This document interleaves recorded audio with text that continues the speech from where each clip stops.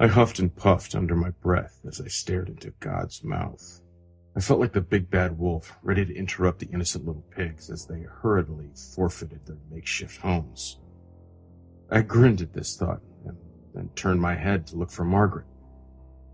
She was a couple feet down the hill from the entrance to the cave, holding a walking stick close to her petite breasts.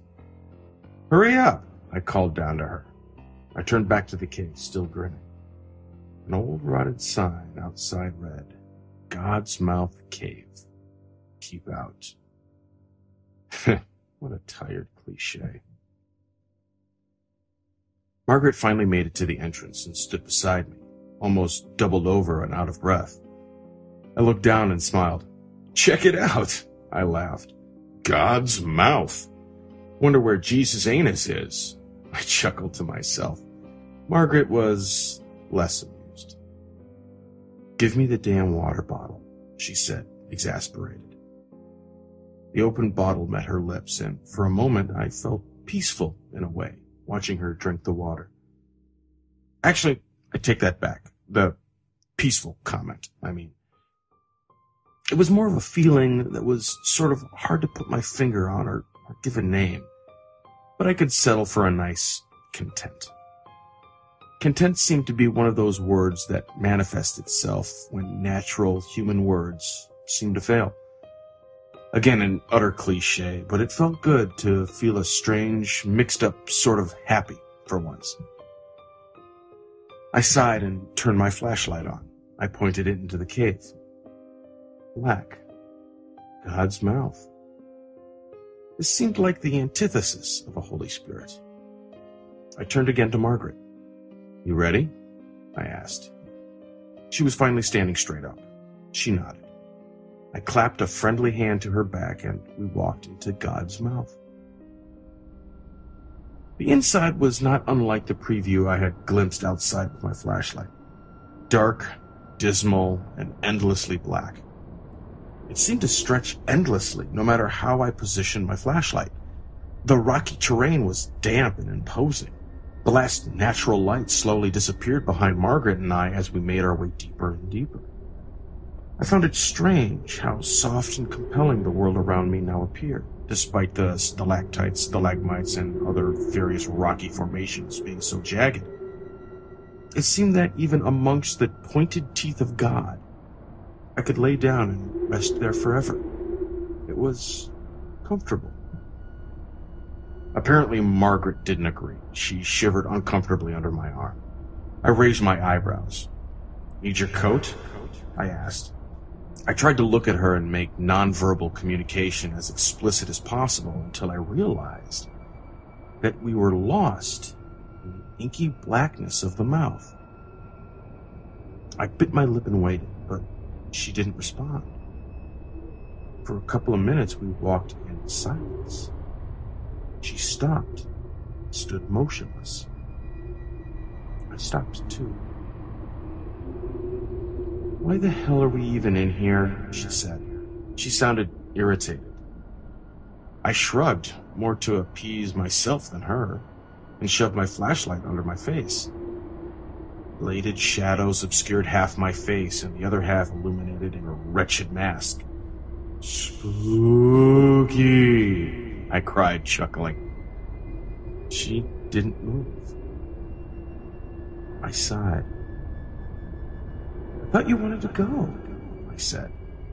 I noticed how my voice echoed against the cave walls at any volume. I began again, scratching my chin. "You did say you wanted to go see some nature for our vacation, and you did sound impressed when I told you about my visit to Mammoth Caves a couple years back, so..." My voice trailed off. I could still sense her irritation. "No," she said. I frowned. "No, you wanted to go here. I wanted to go to a beach or something, but no, a cave. A cave, Nathan." She sounded more like the big bad wolf now. "I know that you've had this weird fetish for spelunking or something, but I don't really want to be dragged into it. Don't get me wrong, I'd love to go on a trip and get into nature and fresh air, but this..." I could hear her arms flail and gesture about in the thick air. This is cave air, not fresh air. This air is practically fermented. Plus, isn't this illegal? Can we just please leave? We both stood there. The only sound that could be heard was the electricity in the air being stifled and smothered by the damp atmosphere. Finally, I began to walk. I didn't hear Margaret follow me, but I kept moving forward. Then, "Nathan," she said, "stop. Please stop." So I stopped. "I'm sorry," she said. I could hear her moving closer to me.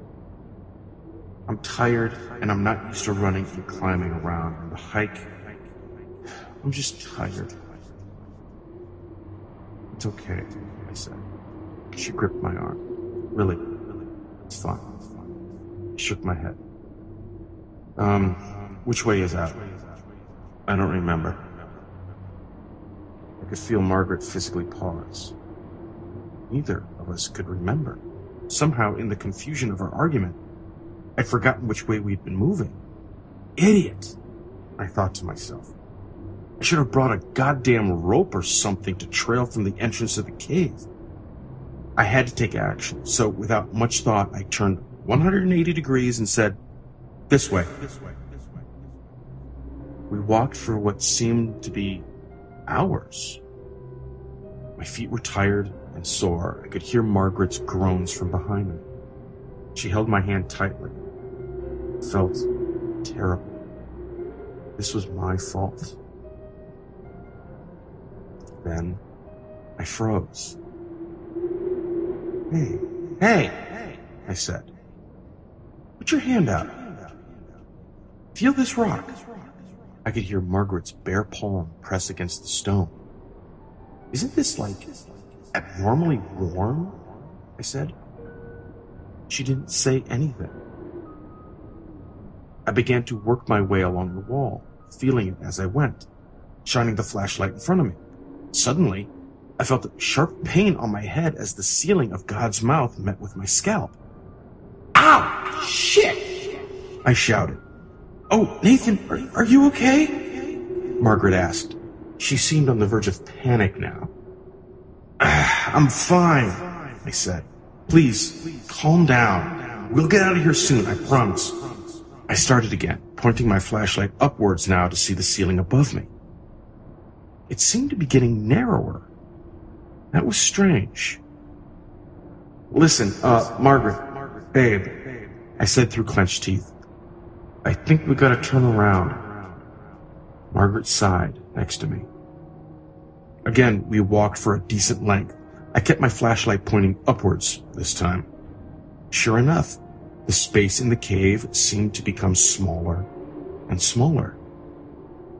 If there was any resonating light left in God's mouth aside from my flashlight, I'm sure Margaret would have been able to see the whites of my eyes spreading in panic.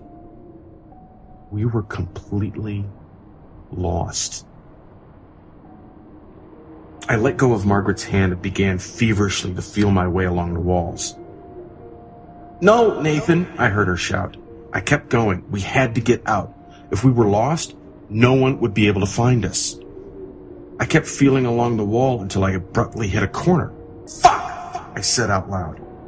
"Margaret, this seems to be another dead end." I spun around on my heel. "Margaret?" No answer. Shit.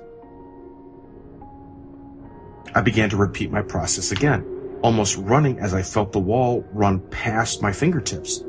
Cool, damp rocks and jagged spears. Suddenly, I found myself at a corner again. "Fuck! Fuck! Fuck!" I shouted. "Margaret?" I was belting her name out now. In the corner of the cave's maw where I had been thwarted so many times already, I heard a noise. It sounded like muffled static from a television. I pressed my ear against the rock. It seemed to be getting even warmer now. I heard the faint sounds of Margaret on the other side of the rock. She was screaming. No, no, no, I said. No, no, no, no, no, no, no, no, no, no. I began running haphazardly into the walls around me. With dawning realization came a wave of sheer horror. There was no entrance. There was no exit. Only these four corners and me. I could feel blood begin to trickle from the cut I managed to get by bashing my body into the cave's walls. They were closing in on me. They were coming in for the kill, and soon they would be pressing in on my skull and crushing my ribcage. I sat there for hours waiting for death. My flashlight was becoming dim and blinking. Finally, I felt the soft touch of these rocky walls press against my back. I began to cry as I lay down on the ground.